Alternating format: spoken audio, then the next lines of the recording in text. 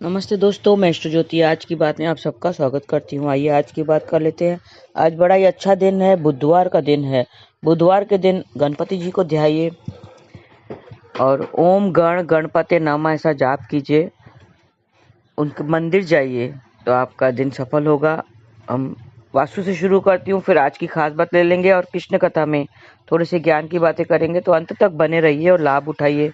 वास्तु की बात करें तो टूटे बर्तन और अष्टकोणीय आईने की बात करते हैं। घर में टूटे व दरार वाले बर्तन कभी नहीं रखना चाहिए। टूटे बर्तन में खाने से धन संबंधित समस्या आती हैं और टूटी हुई खाट का उपयोग भी नहीं करना चाहिए, उस पर नहीं सोना चाहिए। और उत्तर की तरफ अष्टकोणीय आईना लगाएं। 8 कोने वाला आईना आता है, वो उत्तर की तरफ लगाने से वास्तु दोष में डरते हैं। इस दशा में आईना लगाने से शुभ फल की प्राप्ति होती है। तो ये थी वास्तु की बातें। अब योग और तिथि की बात कर लेते हैं। आज माघ कृष्ण पक्ष की उद्या तिथि अष्टमी आज दोपहर 3:19 तक रहेगी और आज देर रात 2:35 तक स्वाति नक्षत्र रहेगा। स्वाति 15वां नक्षत्र है। इसके जातक स्वतंत्र विचारों वाले होते हैं। ये नक्षत्र कोमलता, आत्मनिर्भरता, संघर्ष से क्षमता से जुड़ा है। संघर्ष करने की क्षमता होती है उनमें। इसमें मुंडन संस्कार, नामकरण संस्कार, विद्या आरंभ करना, ये सब अति शुभ माना जाता है। इस नक्षत्र के स्वामी राहु है और इसकी राशि तुला है और इसका प्रतीक चिन्ह पेड़ों पर आई हुई नई कोमलों को माना गया है। इसका संबंध अर्जुन के पेड़ से बताया गया है, तो अर्जुन के पेड़ को आज नमस्कार करें और उसे किसी प्रकार का नुकसान नहीं पहुंचाना है। और आज की खास बात, आज काला अष्टमी है। आज काला अष्टमी मनाई जाएगी। हर कृष्ण पक्ष की अष्टमी को काला अष्टमी मनाई जाती है और आज के दिन भगवान शिव के काल भैरव स्वरूप की पूजा करते हैं। तो भगवान शिव के काल भैरव की पूजा करें और शिव मंदिर जाइए। आज के दिन भगवान शिव के काल भैरव की पूजा करते हैं। काल भैरव की उपासना करने से सारी परेशानियां दूर होती हैं और अपनी सारी मनोकामनाएं पूरी होती हैं। आज काल भैरव की उपासना से सारी परेशानियां दूर हो जाएंगी। ऐसे लोग जाके आप मंदिर में, आज गणेश जी के मंदिर में जाके उन्हें धूर्वा चढ़ाएं, उन्हें गुलर का फूल चढ़ाइए, तो आपकी सारी मनोकामना पूरी होंगी। और कुछ खास अगर इच्छाएं हैं पूरी करनी है तो आज उनको मोदक का भोग लगाएं। मोदक का भोग लगाएं, घी का दीपक जलाएं और एकाक्षी नारियल उनके आगे रखें, तो आपकी सारे जो इच्छाएं हैं, वो मनोकामनाएं हैं, वो पूर्ण हो जाएगी। और मंत्र जाप कीजिए, गण गणपते नमः, गण गणपते नमः, ऐसा 11 बार जाप करना है। और गणेश अथर्वशीर्ष का पाठ जरूर करें आज के दिन। तो ये थी आज की खास बात। अब कृष्ण कथा में थोड़ी सी ज्ञान की बातें करते हैं। कल हमने माँ की बात की थी, माँ के प्रेम की बात की थी कि माँ का जगह कोई भी नहीं ले सकता। तो हमें ईश्वर से भी इसी तरह प्रेम करना चाहिए जिस तरह से माँ हम पे करती है, वैसे ईश्वर के भी हम बच्चे हैं। ईश्वर भी हमसे उसी तरह प्रेम करता है। पूर्ण समर्पण होने चाहिए। हम भगवान के प्रति क्या होना चाहिए? पूर्ण समर्पण होने चाहिए, तभी भगवान प्रसन्न होते हैं। भगवान देखते हैं कि हमारे में कितनी श्रद्धा है, हम में कितनी श्रद्धा है, कितना प्रेम करते हैं हम ईश्वर से, और हमें टोटल समर्पण हमें करना चाहिए। जब भगवान ने वामन रूप लिया था, आपने वो कहानी कथा सुनी होगी, जब वामन रूप लेकर राजा बलि के पास जाकर 3 पग जमीन मांगी थी, तो 2 पग जमीन में ही उसने सब कुछ ले लिया था। 2 पग में उसने सब कुछ ले लिया था उनसे। फिर बलि से पूछा कि अब तीसरा पग कहाँ रखूं? तब बलि ने स्वयं को भगवान को अर्पित कर दिया। प्रभु मेरे ऊपर रख दो, मैं आपका हूँ। तो उसने अपने आप को टोटल समर्पित कर दिया। उसने अपने ऊपर पैर रखने के लिए, पग रखने के लिए कहा कि मैं आप ही का हूँ। उसने अपने आप को टोटल समर्पित कर दिया। यह देखकर भगवान ने बलि को क्षमा कर दिया, उसे प्रसन्न हो गए। वो भक्तों के भाव को देखते हैं। ईश्वर क्या देखते हैं? भक्तों के भाव को देखते हैं और फिर क्षमा कर देते हैं, उनका प्रेम देखते हैं। वो जो खुद को भगवान के हवाले करेगा, उसको भगवान क्षमा कर देगा। ऐसे ईश्वर ने कहा है कि जो खुद को मुझ पे समर्पित करेगा, मुझे समर्पित करेगा, मैं उसको क्षमा कर दूंगा, मैं स्वीकार कर दूंगा। हमें भी अपने आप को समर्पित कर देना चाहिए।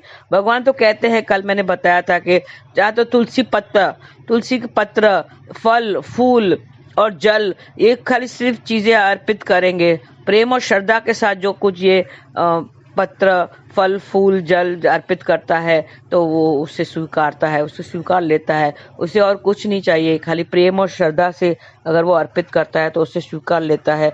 भगवान बलि से प्रसन्न हो गए थे क्योंकि उसने अपने आप को समर्पित कर दिया था। सबसे ऊंची प्रेम सगाई, उस भगवान प्रेम के भूखे हैं, प्रेम भाव के भूखे होते हैं।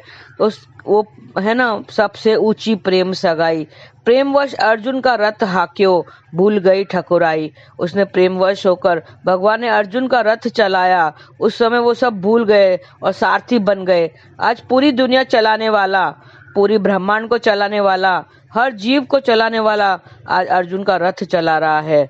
वो सब कुछ भूलकर, वो प्रेमवश होकर, अर्जुन का प्रेम देखकर उसने सारथी बनना कबूल किया। पूरी प्रकृति को चलाने वाला अर्जुन का रथ चला रहा है। दुर्योधन के मेवा त्याग्यो, साग विदुर घर खायो। ये सब लाइन्स हैं वो भजन की। सबसे ऊंची प्रेम सगाई। दुर्योधन के मेवा त्याग्यो, साग विदुर घर खायो। दुर्योधन ने भगवान के आगे 56 भोग रखे थे, महल में बुलाया था उसने, लेकिन भगवान ने वो सब स्वीकार नहीं किया और विदुर काका के घर खाना खाने गए। तब विदुरानी ने उनको इतनी उस पर प्रेमवश इतनी मोहित हो गई थी, शुद्ध बुद्ध खो गई थी कि केले को फेंक कर केले के छिलके उसने खिलाए, तो भी प्रेमवश होकर भगवान ने उससे भी स्वीकार कर लिया, केले के छिलके स्वीकार कर लिया। हाँ, क्या हम बोलेंगे कि केले के छिलके किसी को खिलाते हैं? क्या हम केले के छिलके किसी को खिलाते हैं? हम तो सैलेड भी, जो सैलेड बनाते हैं वो भी सजा कर उस पर चाट मसाला वगैरह डालकर अच्छे से उसके डिजाइन बनाकर पेश करते हैं, मेहमानों को खिलाते हैं। केले के छिलके कौन खिलाता है? वो पागल हो गए जो हम केले के छिलके किसी को खिलाएंगे। लेकिन भगवान ने काका का प्रेम देखकर, काकी का प्रेम देखकर, जब वो खिला रही थी तो उसकी आंखें बंद थी, वो इतनी बेशुद्ध हो गई थी, तो ये सब प्रेम देखकर भगवान ने विदुरानी का जो केले के छिलके थे वो भी स्वीकार कर दिए। जब विदुर ने देखा कि ये विदुरानी क्या कर रही है, केले के छिलके भगवान को खिला रही है, तो उससे कहा कि ये तुम क्या कर रही हो, केला फेंक कर केले के छिलके भगवान को खिला रही हो। तब उसके होश आया और विदुरानी ने कहा, ये मैंने ऐसा किया? नहीं, मैं ऐसा कैसा कर सकती हूँ? भगवान को मैं केले के छिलके खिलाऊंगी? हाय, मैंने क्या किया? काकी ने कहा, पर भगवान ने खा लिया। हाँ, बस भगवान तो भक्तों का प्रेम भाव देखते हैं। हाँ, वो प्रसन्न हो जाते हैं। प्रेम और श्रद्धा के साथ उसके आगे कुछ भी रखो तो वो प्रसन्न हो जाते हैं और सब स्वीकार करते हैं। भगवान ने गोपियों के लिए क्या नहीं किया? माखन खाने के बहाने गोपियों की हर बात मानी, जो उसे कहती थी वो सब मान लेते थे, उसको नाच के भी दिखाते थे। गोपियों की हर बात मानी सिर्फ प्रेमवश होकर। सबसे ऊंची प्रेम सगाई, बस ब्रजवासियों ने उसने प्रेम दिया। फिर वो द्वारका गए तो द्वारका वासियों ने भी उन्हें बहुत प्रेम दिया। कृष्ण अपने भक्तों के लिए लीलाएं करते हैं। प्रेम से बढ़कर कोई रिश्ता नहीं है। हाँ, प्रेम ऐसी रिश्ता है, बस उसमें सब कुछ उसमें भूल जाना, सब कुछ उससे समर्पित कर देना, दूसरों को समर्पित कर देना। प्रेम करना है, ईश्वर से प्रेम करना चाहिए। ईश्वर से प्रेम करो, ईश्वर प्रसन्न हो जाएंगे। जैसे माता शबरी ने इतने दिन इंतजार करके, इतने सालों के इंतजार किया, फिर भगवान राम ने उन्हें दर्शन दिया। उन्हें कहा कि इतने सालों का इंतजार व्यर्थ नहीं जाएगा। उसे विश्वास था, माता शबरी को विश्वास था कि मेरे राम आएंगे। और फिर वो उन्होंने उनके सामने गए और उनके झूठे बेर भी स्वीकार कर लिए। वो इतने प्रेम में खो गई थी कि वो बेर को चक कर उन्हें दे रही थी, कहीं खट्टे ना हो। तो झूठे बेर भी उसने स्वीकार कर लिया। आज अयोध्या में जो राम मंदिर बना हुआ है, उनका 1 वर्ष पूरा हुआ। आज के दिन 22 तारीख को प्राण प्रतिष्ठा हुई थी, तो सबको बधाई हो। आज पहली वर्षगांठ पर अयोध्या के राम मंदिर में की आप सबको बहुत बधाई। तो हमें भी प्रेम के बंधन में बंधना चाहिए। प्रेम का बंधन ऐसा बंधन है जिसमें से संसार से मोह माया निकाल देता है और ईश्वर से प्रेम का बंधन बांधो। यशोदा ने भी कन्हैया को बांधा था। ईश्वर को कोई बांध सकता है क्या? ईश्वर को कोई नहीं बांध सकता। वो क्या बंधेगा? ईश्वर क्या बंधेगा किसी के बंधन में? नहीं। लेकिन माँ का प्रेम, मैया यशोदा का प्रेम में देखकर वो बंध गया। उसने वो बंधना स्वीकार किया। प्रेम को देखते ही भगवान बंध गए थे। मैया का प्रेम कान्हा के जो था, भक्तों के साथ प्रेम लीला की थी। ईश्वर ने भक्तों के प्रेम को देखकर बहुत सारी लीलाएं की।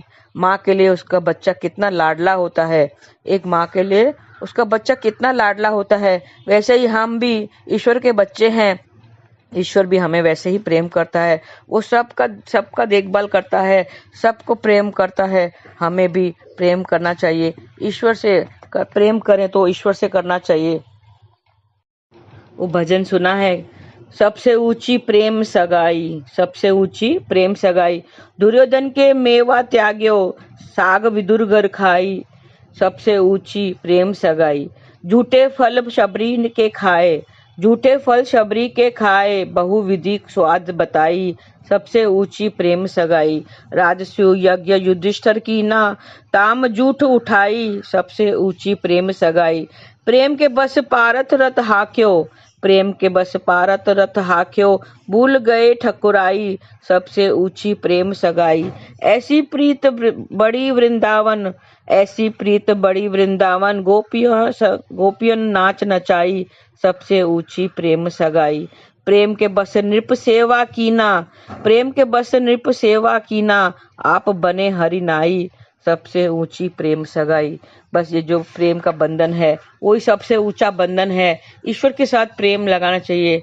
प्रेम का बंधन बांधना है तो ईश्वर के साथ बांधिए, वो सब कुछ स्वीकार कर लेते हैं आप। अब जैसे भी है वैसे आपको स्वीकार कर लेंगे और बस आप ईश्वर के शरण में रहो, ईश्वर को साथ रखो और नाम जाप करते रहो। हरे कृष्णा कृष्ण कृष्ण हरे हरे, हरे राम राम राम हरे हरे। आज के लिए बस इतना ही। धन्यवाद। आपका दिन शुभ रहे। हरे कृष्णा।